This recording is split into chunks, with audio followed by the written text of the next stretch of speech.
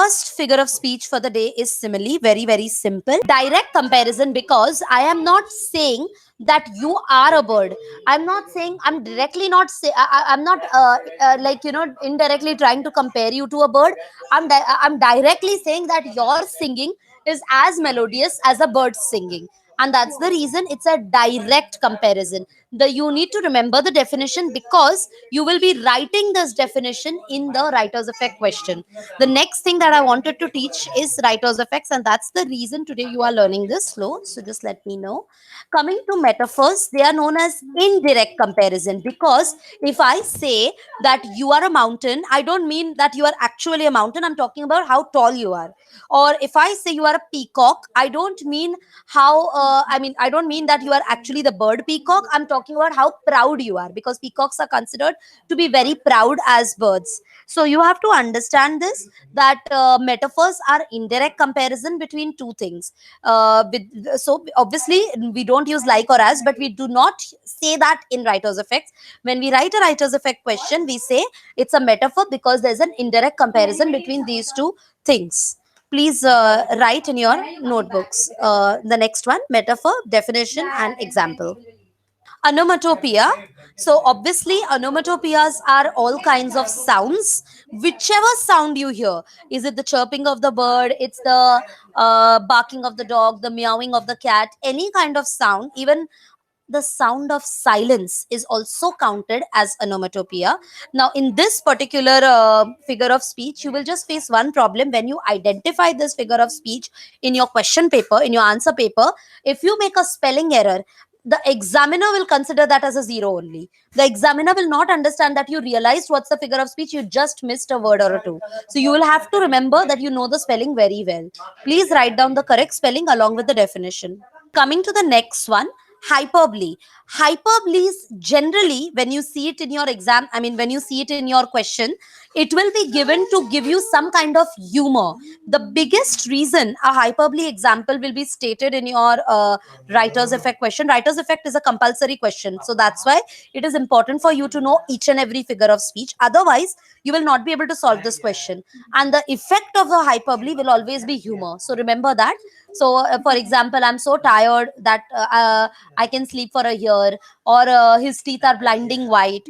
Any such examples are creating humor. It's an exaggerated statement. Please start writing the hyperbole one. Moving ahead with the next one: personification. Personification talks about how there is an inanimate thing given a human quality, but remember that inanimate thing is not always a non-living thing. It can also be a living thing, which means it can also be a tree, it can also be a bird, it can also be an animal. So anything that's not a human but got a human quality will be counted as a hyperbole only. I'm sorry, will be counted as a personification only. So personifications are not just for non-living things, it can be for anything. Please make a note of this. Okay, moving ahead with the next one: alliteration. Now, one of the biggest reason you will find alliteration in a writer's effect question, it will in general be to persuade you. The function of an alliteration will always try to be to emphasize on something. That is why the sentence will be persuasive in nature. So most of the alliterative language, for example, even if you see in an advertisement a Britannia ad, ting ting ting, that's just to persuade you to buy the biscuit. So an alliteration is just so that a slogan is as attractive as possible, so that you believe in it. For example, do not drink and drive, just to persuade you.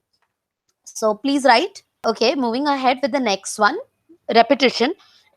Again, repetition has the same function as alliteration. It's always written to persuade. Things are repeated so that you believe into them. For example, the example that you see on your screen: the big sale, the big sale, the big sale ends on Friday. So just so that you agree with the same.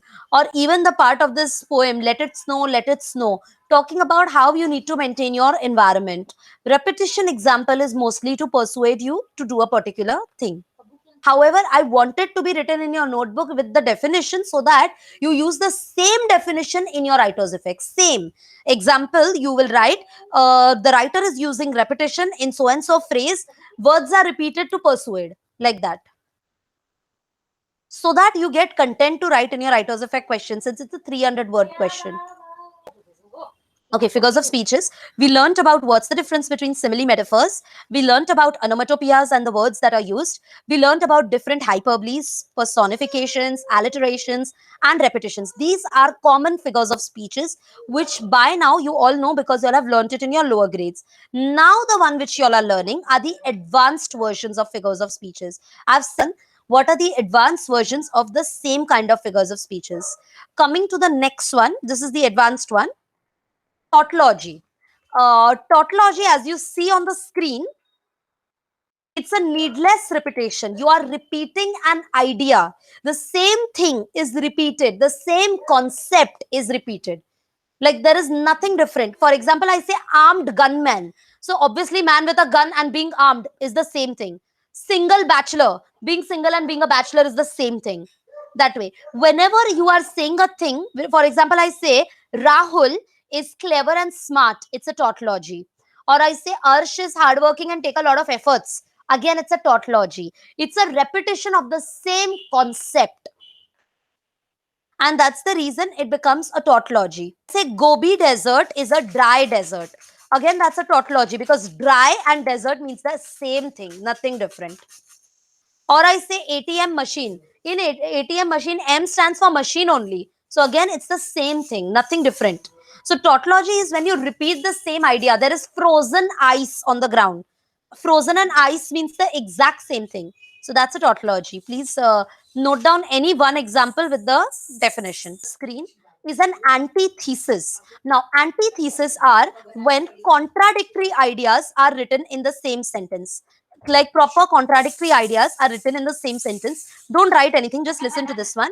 Like if you see, the more acute the experience, the less articulate its expression. So more and less means the exact opposite things. That's one small kind of step for mankind, one giant leap for mankind. Small, giant, opposites. Whenever you see opposite words in a particular sentence, there will always be an antithesis. I will share the example of an antithesis with you.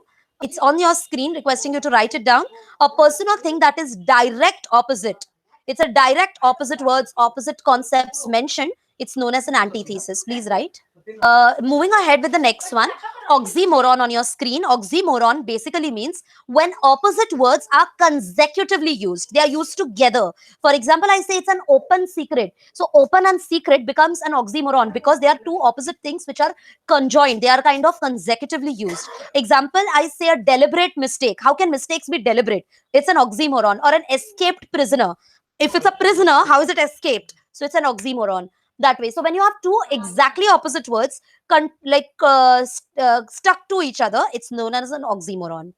Coming to the next one, this is an irony. If you see the photo on the screen, the photo has perfection written on it, but that perfection board is broken. So obviously it's not a perfection. So irony is when you expect something, but that expectation does not come true. For example, I say there are termites in a pest control room office, or I say an animal was crushed by an animal saving van only, or maybe a policeman was robbed, a medical guy killed a patient, something like that. So anything wherever you are trying to where you expect something and it does not happen, that's called an irony. Again, most of the ironies, most of them are to create humor. It creates a lot of humor. Please write. Okay, coming to the next one, pun. Okay, now pun is a little difficult to understand. It's basically playing with words when you kind of make a joke out of words. Example, let's talk about it, but instead of saying talk, I say TACO. Let's taco about it, which means let's have tacos and let's talk. So that becomes a pun. Or I say asking for a pencil is pointless because I have a pointless pencil. Again, a pun. So when you are playing with your words, that's called a pun. Teddy bears are never hungry because the teddy bears are always stuffed because they're stuffed toys. So again, that becomes a pun that way. So they're damn funny, and it's all about playing with words in the right way. Okay. Now I'm going to teach you about two different figures of speeches, but they are connected. So that's why I'm teaching together. One is a climax and second one is an anti-climax. Climax means when things go in an ascending order. It's a bird, it's a plane, it's a Superman. And if things go in a descending order, Superman, plane and bird, it becomes an anti-climax. Anti-climax when things are arranged in an order of decreasing importance, whereas climax, things are arranged in the order of increasing importance. I love myself, I love my daughter, I love my mother. increasing importance. And decreasing importance would be I love my mom, then I love my society also, and then I love that guy who plays in the next building also. That way. So anticlimax. Moving ahead. Next one is a euphemism. Now, euphemism basically means that when you are trying to say something very, very harsh, something that's very, very horrible, but you are saying it in a very calm manner. You do not want to make a fuss about it. You're saying it in a very mild way. Like I say, don't worry, child, you will definitely pass your exam next time, which means this time you failed. That way. Or I say, my grandfather is currently in heaven. That's a euphemism because I'm not saying he's dead. Or I say that this person is in correctional facility, which means he's jailed. So that's a euphemism. Any horrible concept told in a nicer way is known as a euphemism. Again, please be very careful with the spellings, guys, and see how sugary talks are done. See, these things are done by people who manipulates a lot, people who talk sugary, people who are like politicians. They always use a lot of euphemisms. Okay, coming to litotes. Litotes is another figure of speech which is there in your syllabus. It is asked in a rare case scenario, but it is asked. It's not like it never comes. Litotes means when I say a very, very positive statement, but I say it in a negative way. I say, Arsh, you are not a stupid student. I obviously mean that you're an intelligent student, but instead of using the word intelligent, I say you're not stupid. So it means intelligent, but I say it negatively. Or I say, Rahul, you are not lazy. Not lazy means obviously you are hardworking, but I don't say hardworking. I rather go for a negative way. So whenever I want to say something positive, but I say it with negative examples, that's called a litotes. Guys, these figures of speeches are also a part of your IBDP curriculum. Whatever notes you are writing today, maintain them till IBDP. To the next one. Now, this comes very often in the paper, okay? This one you have to understand because it comes almost every time in the paper. This is called transferred epithet. Transferred epithet means when I transfer my feelings to a thing. I say, what a boring day. Day is not boring. You are feeling bored. Day is normal. It's the same sun coming out of the sky. But it is you who is feeling bored. Or if I say, I had a sleepless night. Night is not sleepless. You are feeling sleepless. That way. Or I say, what a fun experience. Again, you had fun more than the experience. All right. Coming to the next one. Paradox.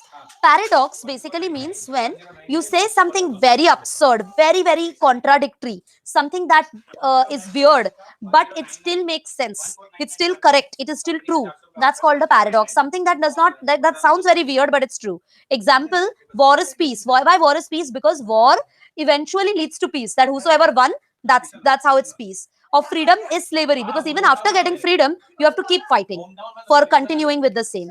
So that's how freedom is slavery. That way. A child gives birth to a mother. Again, before becoming a mother, a lady is just a lady. But the feeling of a mother comes because of the child. That's why child gives birth to a mother makes sense. That's how it's called. It's called a paradox. This is done. Okay, coming to apostrophe.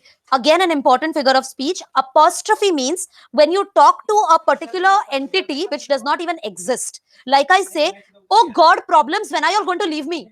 Oh God, my weight, when are you going to lose? That way. When you talk to people that does not exist, that includes God also, because scientifically, science does not believe in God. So if you say, God, please help, that's an apostrophe. Apostrophe does not mean the apostrophe S, huh? Just be careful over there. The next one. Okay, this is the last one on your screen. Zeugma. Again, this is in your portion for IBDP also, apart from grade 10. Zeugma means when I use the same verb for two different things. Zeugma basically means that when you use the same verb form for two different things. I say, I lost my wallet and my heart. So it's obviously way two different things, but you're using a zeugma over there. Or I say, yeah, I grew potatoes and then I grew bored, yeah. That way. So growing bored and growing potatoes are way two different things. Growing a vegetable and getting bored out of it. So when you use the same verb form for two different things, she ran out of time and towards her doom. It's a zeugma because ran word is used for doom also and time also. So same verb applied to two different things is known as a zeugma. Oh yeah. Now this is a part of alliteration, guys. This is not a separate figure of speech. It's a part of alliteration. So it is not sounded. It does not come into a different category. Assonance is an alliteration with vowels, and consonance is an alliteration without vowels, with consonant sound. So any alliteration which is used because of A, E, I, O, U, that's an assonance. And any alliteration which is used because of any other letter apart from A, E, I, O, U is a consonance. So consonants and assonance are a part of your alliteration.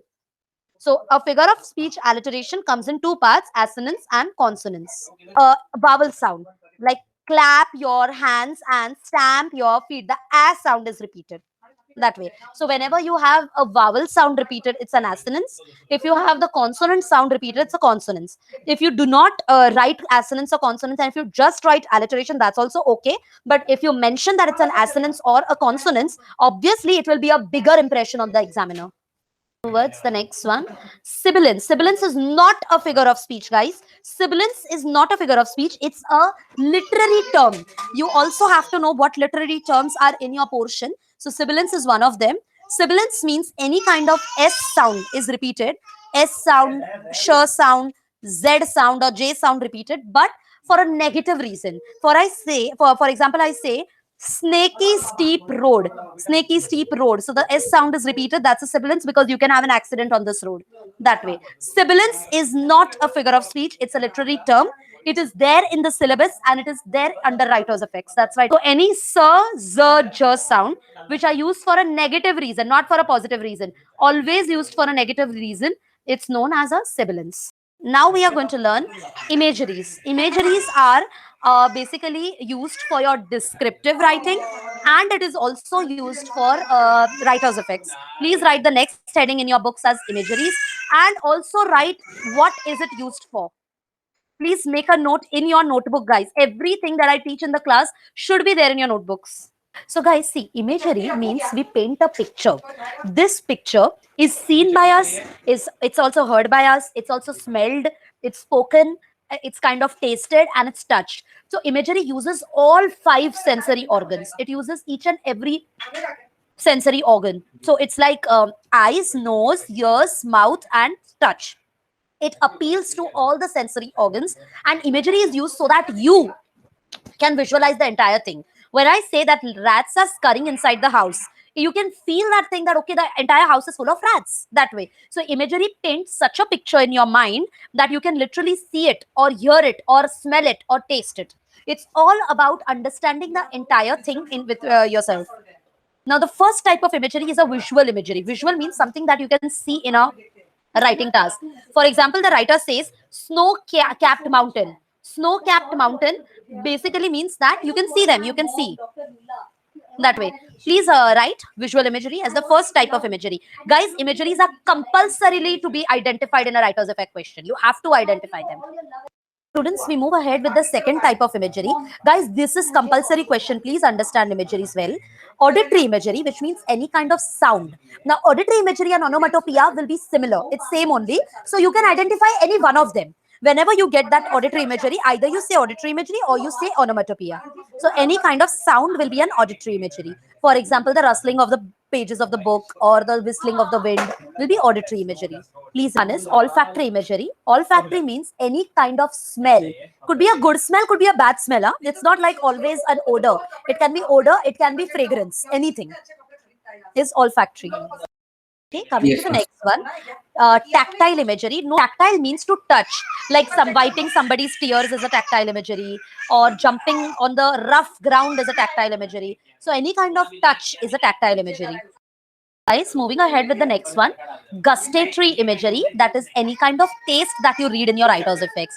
Could be tangy, could be spicy, sweet, sour. Any taste is known as a gustatory imagery.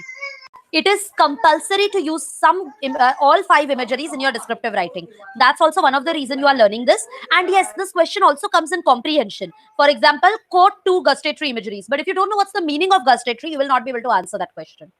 Last slide for the day, kinesthetic imagery. Kinesthetic means any kind of movement, whatever movement you see, pendulum clock, gushing water of the stream, any kind of movement is known as a kinesthetic imagery.